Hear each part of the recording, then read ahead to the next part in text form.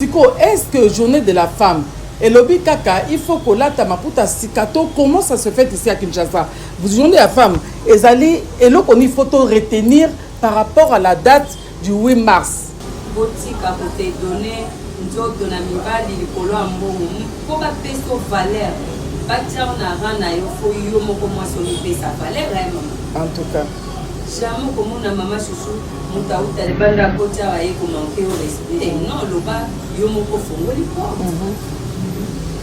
Donc faut d'abord ozala na respect na mi ya yo moko les locaux ça na mobali susu akoko monoka na kwendo ozoteka wana bafi ebele bazoma bana bongo wana kandi ateka mabali na kwe wana mutuka mopelekaka esepelaka na ye lobi pe abali tomona pe bamama bavoisin mama chuchu nasepelaka na mwana na wana aza kitoko aza poli asalaka nini ate atekaka mwa baji na ye mwa bamai na ye mwana moko malamu lobi ayebisi mwana mobali balelanga mwana mokili tozo avancé na bambula mais on dirait batumitu ezo avancé te nazo remarqué que les gens en fait médiocrité donc batu idiotie est comme trop na mitu ya batu n'habité à temps contemporain autozela na moko na tout na pena est-ce que surtout bolimbisanga to lobela mingi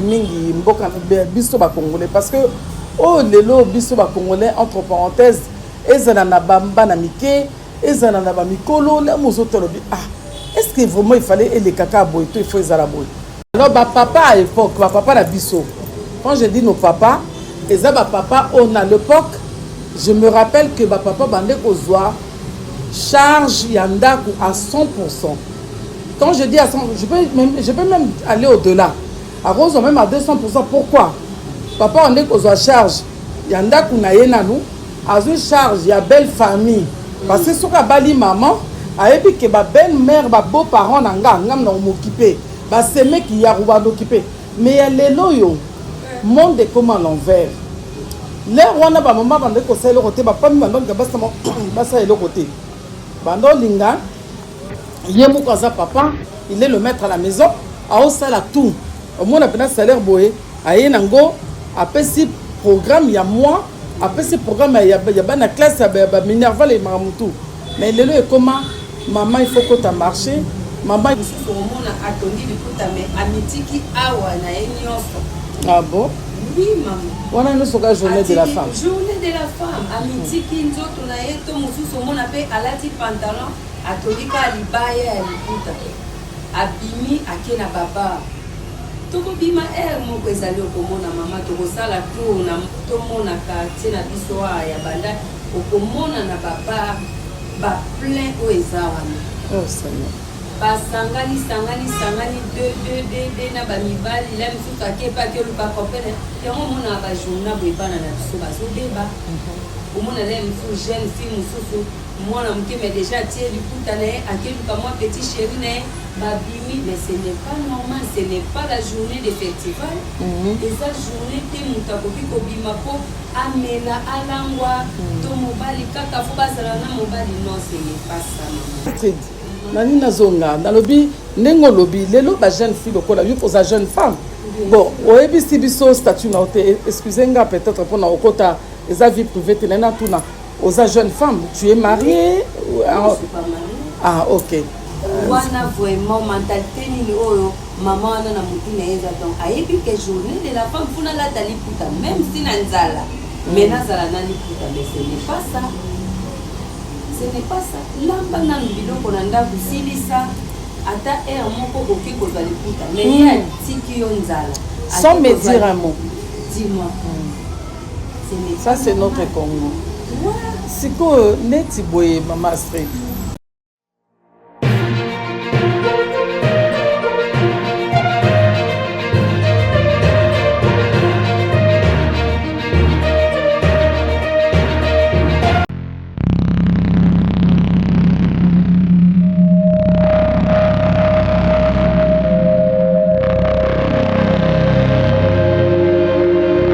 Bonjour, shalom. Les Monts TV, ça dépend l'heure à laquelle vous allez nous suivre.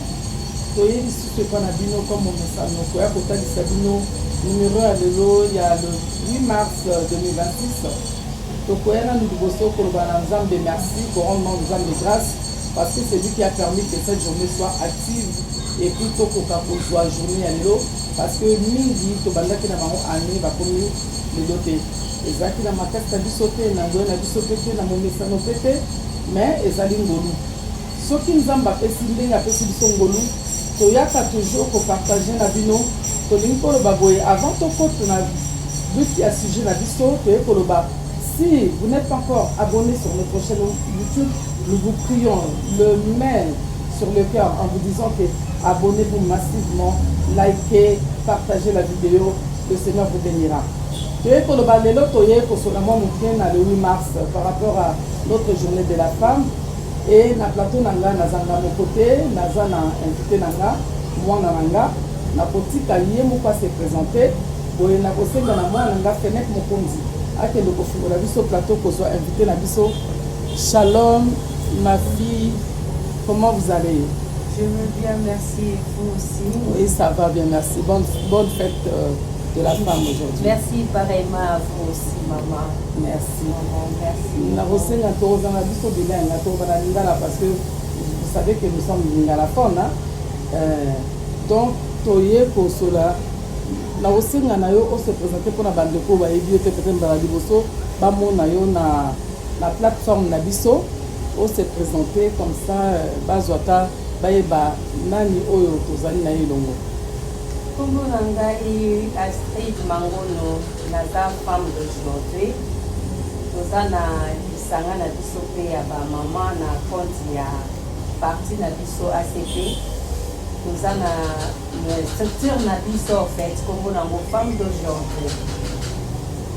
Structure wana ezokambama na président la biso kombo na ye Modeste Feti et autorité morale à partir na biso eza gouverneur ancien gouverneur na biso Ngobila Mbaka. Ok, bandeko boyoki maman na biso Astrid parce que quand je l'appelle maman c'est une fille, c'est ma fille. Je l'appelle maman parce que toute une fille est maman et elle est majeure, vous avez vu vous-même, elle s'est présentée.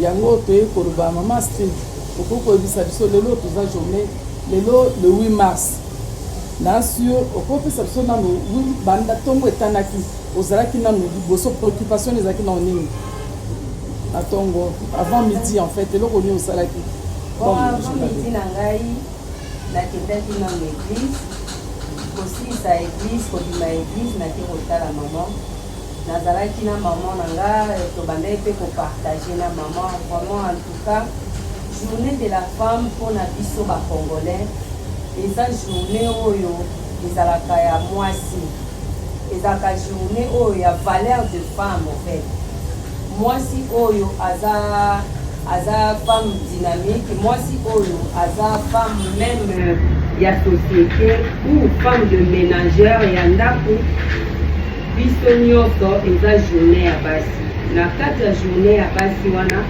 elingi koloba te ke eza journée oyo fo tokende na babar to journée oyo fo toretrouve esika moko lingomba moko tosangani tomela yo oyibinga baquestion nanga boye nde natuni yo nanu te mama Astrid oyibinga na baquestion nde nini ende nango wana malembe nga natuni yo nanu tongondo ezalaki ni tokende tokoma wana parce que tozomona lelo na en tout cas biso no sonde lobi na tuni na maman Astrid que journée banda ndeni na parce que toza na 4 coins ya monde eza na partie na mokindeni ba banda journée na bango comme je me retrouve précisément au Congo comme elle a dit journal lelo biso tokende ke église et ce qui m'a plus intrigué et puis en tout cas et région motema nanga na moni toutes les mamans même bana mike j'avais vraiment j'étais tellement ébloui na mona bana mike ba fillette bakangi bango mo ba motif en sortie de pagne alors na moni pena que journée wana ya femme eza na importance makasi pe eza na culture eza makasi na lié na mboka na biso yo na ina tuna comment ça se passe en fait la suite de jupo na obi tongo bokele ke église na mbo ba mabele ba kene église en tout cas ba mamingi lelo ba lati maputa sika balati maputa sika ngai eza nango kaka par hasard hein na mi retrouvaki na liputa pas sika mais na moi ba maman pena balati maputa sika tu sens que auto zongo fraîchement na tailleur siko est-ce que journée de la femme et lobi kaka il faut que lata maputa sika to comment ça se fait ici à Kinshasa journée de la femme ezali et là qu'on il faut retenir par rapport à la date du 8 mars les ambokana. Bon, en fait, journée de la femme, bon, pour moi, etikala on dirait na maman congolais. Journée de la femme, il faut qu'atonga liputa na ye ya sika, atongeli ya ye, atongeli pe bana. Maman, omona maman nyonso akozala chic journée yango, na d'église. Tous les mamans, ata eza ya kala, ndeti nga alati na ngelamba sika te, baze na nga kala. Mais alati yango kaka modèle alateli yango, elakisi la valeur de femme. Elakisi vraiment que lebi eza journée na biso ba maman. Okomona penza pantalon penza eza vraiment mingi te. Omona maman nyonso akomaka le 8 mars. Une fois azalaka na liputa na yasi. Rarement omona maman moko alati pantalon. Baza na bango mais eza vraiment mingi te na journée lelo modèle na. En tout cas, bandeko bozolanda mama Astrid ndenge alobi namonaki yango boye naki kopesa mes salutations vraiment na ndeko na nga kuna na mboka na Belgique. Il se retrouve maintenant à Dubaï. Pichou bien sous le boss, en tout cas Pichou Nabiso le boss bien Nzambe azala na yo e musala kitoko tomoni mona mukia beta mbunda bakoki babinaka o bozo sala na madame ezomonana bokende liboso. Vous avez vraiment nos fleurs bokende liboso. Maman Astrid nani nazonga na lobi ndenge lobi lelo ba jeune fille lokola yo posa jeune femme. Bon oyebisi biso statut na ote excusez-moi peut-être pour na okota eza vie privée telena tuna oza jeune femme. Tu es mariée? Je suis pas mariée. Ah ok. Maman na biso aza jeune femme siko pona net journal lelo parce que ce aussi on est na Kinshasa automona yo muto yebi comment ça se passe ndeko lobi eza na ba groupe abasi bakendaka bayokani peut-être après l'église après occupation musu na ndako. Est-ce que journal ngo moi c'est Alexandre ndenge nini na par rapport ya Congo na kilelo ndebi no mo bozolo ba kilelo ya jeune fille. En fait ma journée à lelo moi si oyo aza bon en fait pour Pauline c'est la terme oyo na kokelo bana lingala ndi maman na biso lobi o azo raisonner bien. J'espère que alati liputa na ye na tongo akie église na ye ndeti ekweyi lelo dimanche moto nyonso okokende église outa église en tout cas koya na ndako na ye alambeli bana na ye malgré bana ne balati maputa na ye na liputa ne me balie na bango na ndako bafete na ndako mais basi oyo bamonaka makambo autrement babima kaka bakende kaka ambiance na minute oyo mais eza chaud libanda babongami déjà mosusu omona atondi liputa mais amitiki awa na ye nyonso. Ah bon? Oui maman. Wana nyonso ka journée de la femme. Journée de la femme amitiki nzoto na ye to mosusu omona mpe alati pantalon atondi ka libaya ya liputa abimi ake na baba tokobima ere moko ezali okomona mama tokosala tour na tomonaka tie na biso ya banda okomona na baba baplein oyo eza wana basangani de na bamibali la misusu akepa akeoluka kopene yango omona bajourna boye bana na biso bazobeba omona la misusu jeune fille mosusu mwana moke mais déjà tie liputa na ye akeluka mwa petit chéri na ye babimi mais ce n'est pas normal, ce n'est pas la journée de festival. Et cette journée te muta koki kobima po amela alangwa to mobali kaka fo bazala na mobali non ce n'est pas ça maman. Journée où ezala la journée ya valeur à moi si. Na éviter que bomona même na banda ko ba papa balobaka maman lelo journée na yo ya kolamba te. Ngamona sala donc papa ba respectera ba maman mingi na journal mais biso moko pe ba maman kodebisa vraiment soki papa le mfuta pio mbonga liputa te possible soki pe okay kutana chéri na yo bomeli masanga balangwe bitumbe bandi wana bazokani tu vois les choses mais ce n'est pas que journée de la femme est koki koleka cette manière où elle est capable de faire la RDC. Yango maman ozana musala makasi ya kosala na ba jeune fille. Il faut vraiment voir encadrer ba jeune fille. Au lobby avenir ba lobby ezalaka mingi na bilenge. Bano bazoya. Ba conseil na bino oyo bokosala surtout maman na nga boye oza déjà na ONG na yo na ba jeune fille baza. Il faut vraiment voir encadrer bango. Pour bailler ba journée de la femme des années. En tout cas, bravo Maman Astrid. Ceux qui, jeune fille mingi, vous allez réfléchir le col à Maman Astrid. Aza jeune fille le col à bino, aza jeune femme le col à bino.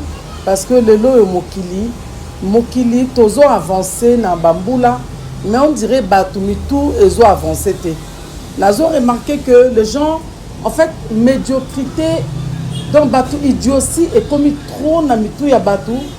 N'habiter à ta temps contemporain autozelek n'habiter moko na tout na pena est-ce que surtout bolimbisanga to lobela mingi mboka biso ba congolais parce que oh lelo biso ba congolais entre parenthèses ezana na bamba na mike ezana na ba mikolo la mozoto lobi ah est-ce que vraiment il fallait les kaka boy to il faut ezala boy na pesa exemple mo lobi Maman Street lobi tozaki no na ngomba tozaki na ngomba lobi nayebisa bino exemple moke tozaki na ngomba toye nga na toke ngomba awa mwana nga sida kozwa nga tokei na lamuka ki j'étais debout depuis 3h30 na 6 ans en prière na bandi kotia pondu comme na yebaki fallait kolamba na bongisi na ponga na ngava na bima na bon lambeli avant bana nga bayebi ke na lambara toujours en tout cas ngai côté kolamba na kolamba nga 3-4 nzungu et au sangelo côté mais il faut na lamba avant midi totiki biloko nyonso préparé quoi toti bapondu na moto biloko nyonso